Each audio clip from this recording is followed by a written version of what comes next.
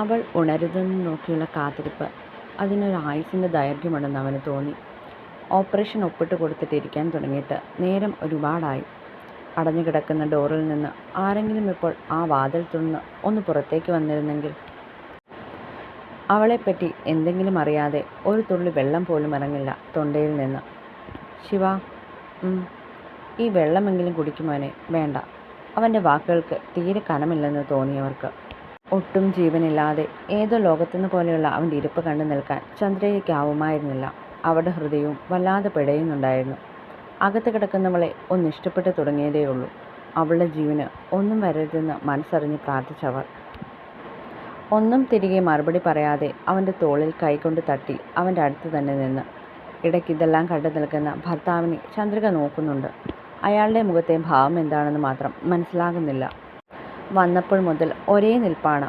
ഒന്നും അങ്ങോട്ടോ ഇങ്ങോട്ടോ ചോദിക്കുന്നുമില്ല, പറയുന്നുമില്ല. എല്ലാം കണ്ടും കേട്ടും കുറച്ച് മാറി നിൽക്കുവാണ്.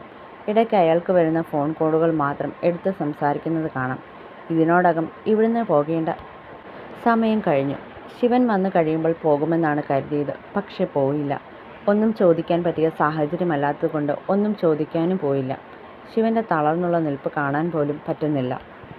ഇനിയും അവൾക്ക് വേണ്ടി ഇവിടെ ഇങ്ങനെ കാത്തിരിക്കുന്നത് തന്നെ കൊല്ലാതെ കൊല്ലുന്നതിന് തുല്യമാണെന്ന് അവൻ അറിയുന്നുണ്ടായിരുന്നു. അവളെ ഇത്രമാത്രം താൻ സ്നേഹിച്ചിരുന്നു.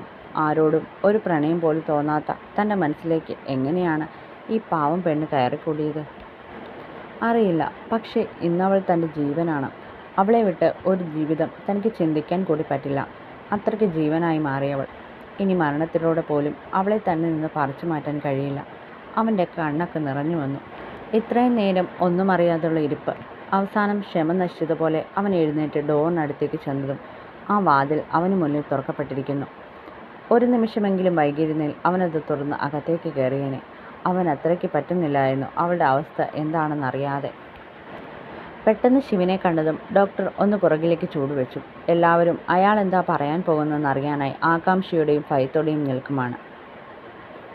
ഭദ്ര, അവൾക്ക് അത് ചോദിക്കുമ്പോൾ അവൻ്റെ ഹൃദയമിടിപ്പ് ഉയരുന്നതും നെറ്റിയിലൂടെ വിയർപ്പ് കണങ്ങൾ ഒഴുകിയിറങ്ങുന്നതും കണ്ട് ഡോക്ടർ ഒരു നിമിഷം തന്നെ അവനെ തന്നെ നോക്കി. പറഞ്ഞും കണ്ടും കേട്ടും അറിഞ്ഞതുമായ ശിവരഞ്ജൻ എന്ന ബിസിനസ്മാൻ്റെ ഇങ്ങനെയൊരു രൂപം. അത് വിളിച്ചു പറയുന്നുണ്ടായിരുന്നു അകത്ത് കിടങ്ങുന്നവൾ അവൻ ആരാണെന്ന്. ഇതുവരെ പുറംലോകം പോലും അറിയാത്ത അവനും അകത്ത് കിടക്കുന്നവളും തമ്മിലുള്ള ബന്ധത്തിൻ്റെ ആഴം എന്താണെന്ന്. എന്നെ തന്നെ നോക്കി നിൽക്കാതെ താനൊന്ന് വാ തുറന്ന് പറയുന്നുണ്ടോ? ശിവൻ അലറുവായിരുന്നു. ചുറ്റുമുള്ളവർ, അവൻ്റെ അടുത്ത് നിൽക്കുന്ന ഡോക്ടർ വരെ ഞെട്ടലോടെ അവനെ നോക്കി. അവൻ്റെ ഉള്ളിലെ ആദിയും പേടിയുമാണ് അവനെക്കൊണ്ട് ഇങ്ങനെ പറയിക്കുന്നതെന്ന് അവർക്കെല്ലാവർക്കും തന്നെ അറിയാം. അകത്ത് കിടക്കുന്നവരുടെ ജീവന് എന്തെങ്കിലും സംഭവിച്ചാൽ അവൻ ഈ ലോകം തന്നെ നശിപ്പിച്ചു കളയുമെന്നും. പേടിക്കാൻ ഒന്നുമില്ല ശിവൻ. ഭദ്ര ഇപ്പോൾ ഓക്കെയാണ്. ഒരു നിമിഷം ഇടുപ്പിൽ കൈകൊത്തി കണ്ണടച്ച് നിന്നവൻ. അവൻ്റെ കണ്ണുകൾ സന്തോഷവും സങ്കടവും കൊണ്ട് നിറഞ്ഞിരുന്നു. അവൻ പുറത്തേക്ക് ശ്വാസമൊന്ന് വലിച്ചുവിട്ട് കണ്ണുകൾ മെല്ലെ തുറന്ന് അയാളെ നോക്കി. ഡോക്ടർ അവനെ നോക്കിയൊന്ന് പുഞ്ചിരിച്ചു. ഇത്രയും നേരം അവൻ അനുഭവിച്ച ടെൻഷൻ എത്രത്തോളമുണ്ടെന്ന് ഇപ്പോൾ താൻ പറഞ്ഞ ഒരു വാക്കിൻ്റെ പുറത്ത് മാറിയ അവൻ്റെ ഭാവവും അയാൾക്ക് മനസ്സ് നിറഞ്ഞതുപോലെ തോന്നി. ഞങ്ങളൊന്ന് കയറി കാണാൻ പറ്റുമോ മോളെ? എല്ലാം കേട്ട് ആശ്വാസം നിറഞ്ഞ മിഴികളോടെ ചന്ദ്രിക ചോദിച്ചു. ശിവൻ്റെ കണ്ണുകളാണ് ഡോക്ടർ എന്താ പറയാൻ പോകുന്നത് അറിയാനായി ആദ്യം അയാളിലേക്ക് നീണ്ടത്. 24 മണിക്കൂർ കഴിയാതെ അവൾക്ക് ബോധം തെളിയില്ല. അതുവരെ നിങ്ങളിവിടെ പുറത്തിരുന്നാൽ മതി. ബോധം തെളിയുമ്പോൾ ആരെങ്കിലും വന്ന് നിങ്ങളെ അറിയിക്കും. ശിവനിലും കേട്ടു നിന്നവരിലും നിരാശ പടർത്തിയിരുന്നു. കയറി കണ്ടോളാൻ പറയുമ്പോൾ മാത്രമേ പറ്റൂ. അതുമാത്രമല്ല, ഇൻഫെക്ഷൻ ആകാതെ നോക്കണം.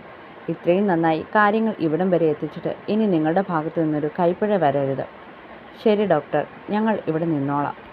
ഇതൊക്കെ കേട്ട് ഒട്ടും തെളിച്ചം വരാൻ നിൽക്കുന്ന ശിവനിലേക്കാണ് അയാളുടെ നോട്ടം പോയത്. അവളൊന്ന് കണ്ണു തുറക്കാതെ അവൻ ഇനി ഒരു സമാധാനം കാണുമെന്ന് അയാൾക്ക് അവനെ കാണുമ്പോൾ തന്നെ അറിയാം. ശിവ, താൻ ഇനി ടെൻഷൻ ആവാൻ വേണ്ടിയൊന്നുമില്ല. കൃത്യസമയത്ത് തന്നെ അവളെ ഇവിടെ കൊണ്ടുവന്നതുകൊണ്ട് രക്ഷപ്പെട്ടു എന്ന് തന്നെ പറയാം. എല്ലാം ദൈവത്തിൻ്റെ കളി. അല്ലെങ്കിൽ കാര്യങ്ങൾ ഇങ്ങനെ എളുപ്പമാകില്ലായിരുന്നു. ഓപ്പറേഷൻ കഴിയും വരെ ഞങ്ങൾക്കും ടെൻഷൻ ഉണ്ടായിരുന്നു. അവളെ കൊല്ലാൻ വേണ്ടി തന്നെ ചെയ്തതുകൊണ്ട് രക്ഷപ്പെടാനുള്ള ചാൻസ് വളരെ കുറവായിരുന്നു. ബ്ലഡ് പോയിട്ട് തന്നെ കുറേ സമയം കഴിഞ്ഞിരുന്നു. ശിവൻ അമർത്തി മോളി. ഇനിയൊന്നും അതേപ്പറ്റി പറയുന്നത് കേൾക്കാൻ കഴിയില്ലെന്ന പോലെയുള്ള മറുപടി.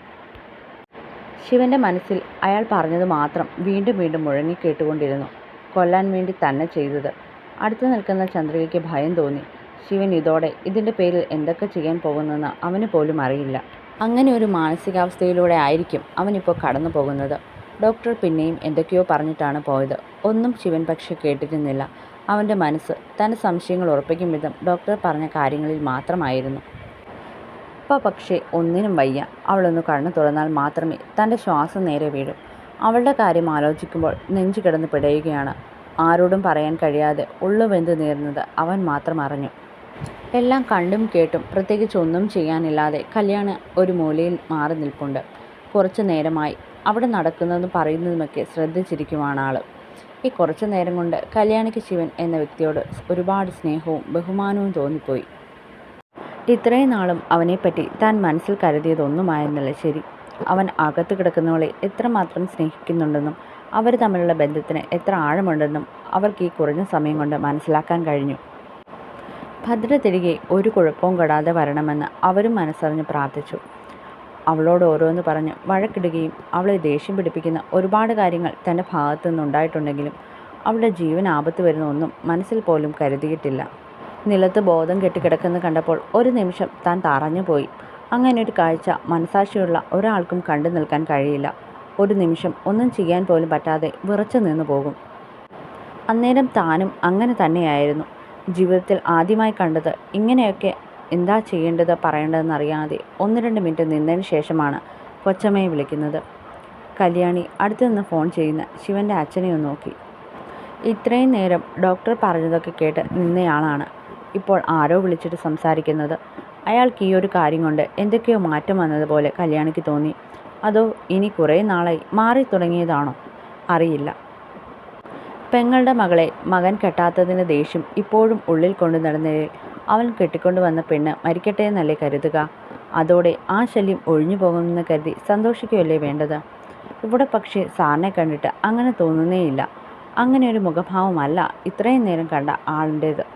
ഒന്നും മിണ്ടാതെ ഇത്രയും നേരം ഇവിടെ നിന്നെങ്കിൽ ഇപ്പോഴും തിരികെ മടങ്ങിപ്പോകാതെ നിൽക്കണമെങ്കിൽ മനസ്സിൽ തോന്നുന്ന സംശയങ്ങളിൽ എന്തൊക്കെയോ കാര്യമുണ്ട്. അതുറപ്പാണ്. താൻ ഇവിടുത്തെ വെറും ജോലിക്കാരി മാത്രമായതുകൊണ്ട് കൂടുതലൊന്നും ആരോടും ചോദിക്കാനും പറ്റില്ല. എങ്കിലും തൻ്റെ സംശയങ്ങളൊക്കെ സത്യമായി മാറുകയാണെന്നൊരു തോന്നൽ. എന്തൊക്കെ പറഞ്ഞാലും തനിക്ക് അന്നം തരുന്ന വീടാണ്. അവിടെയുള്ളവർ നശിച്ചു പോകണമെന്ന് ആഗ്രഹിക്കാൻ മാത്രം ദുഷ്ട മനസ്സല്ല ഈ കല്യാണിയുടേത്. അകത്ത് കിടക്കുന്ന കൊച്ചിൻ്റെ ബോധമൊന്ന് തെളിയണേ വേഗം. കൊച്ചമ്മ തന്നെ ഇരിക്കുന്ന ഇരിപ്പ് കണ്ടില്ലേ? അമ്മേ അമ്മേ എന്താടി? എന്തിനാ നീ എന്നെ ഇങ്ങനെ കിടന്ന് വിളിച്ചു പോകുന്നത്? രാജി അത്ര തന്നെ വിളിച്ചു പോകുന്നത് കേട്ട് ദേഷ്യത്തോടെ ചോദിച്ചു. പിന്നെ എത്ര വട്ടം ഞാൻ അമ്മയെ വിളിച്ചു? കേൾക്കാഞ്ഞിട്ടല്ലേ വിളിച്ചു പോകുന്നത്? എന്താ നീ കാര്യം പറ. എന്തിനാ ഇങ്ങനെ കിടന്ന് വിളിച്ചത്? അമ്മ ഭദ്രയെ ആരോ കുത്തിയെന്ന്. അവളിപ്പോൾ ഹോസ്പിറ്റലിൽ സീരിയസ് ആയി കിടക്കുവാണെന്ന്. എന്നിട്ട് തീർന്നോ അവള്? അതറിയില്ല. പക്ഷെ കുറച്ച് സീരിയസ് ആണ് കാര്യങ്ങൾ. എങ്കിൽ ഉടനെ ആ കഥയങ്ങ് അവസാനിക്കും. രാജു പറയുന്നത് കേട്ട് ഞെട്ടലോടെ അതൊരുപരി സംശയത്തോടെ അവരെ തന്നെ നോക്കി. എന്തൊക്കെയോ അവിടെ കൗശലം നിറഞ്ഞ മുഖത്തു നിന്ന് അവൾക്ക് വായിച്ചെടുക്കാൻ കഴിയുന്നുണ്ടായിരുന്നു. അമ്മയാണോ ഇതിന് പിന്നിൽ? അവളെ അമ്മയാണോ? അതിന് മറുപടിയായി രാജിയുടെ ചിരി അവൾക്ക് ചുറ്റും നിറഞ്ഞു. ധനിക്കത് കേട്ട് ഭയമാണ് തോന്നിയത്. ശിവൻ ഇതറിഞ്ഞാൽ അവൻ ക്ഷമിക്കുമോ? ഇല്ല, ഒരിക്കലുമില്ല.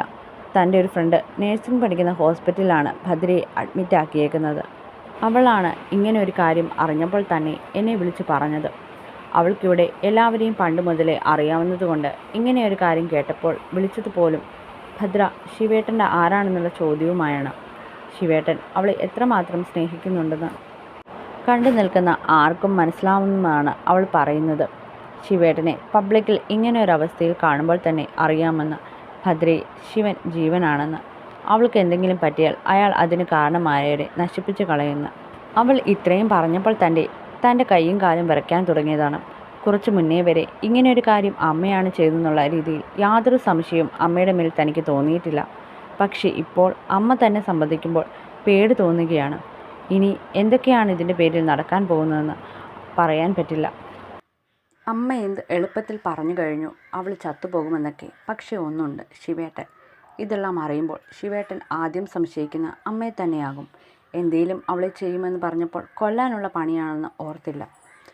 പിന്നെ ഞാൻ എന്ത് വേണം? അവളും അവനും കൂടി ജീവിക്കുന്നത് കാണണോ? അതാണോ വേണ്ടത്? സ്റ്റോറി കേൾക്കുന്നവർ ചാനൽ സബ്സ്ക്രൈബ് കൂടി ചെയ്യണം.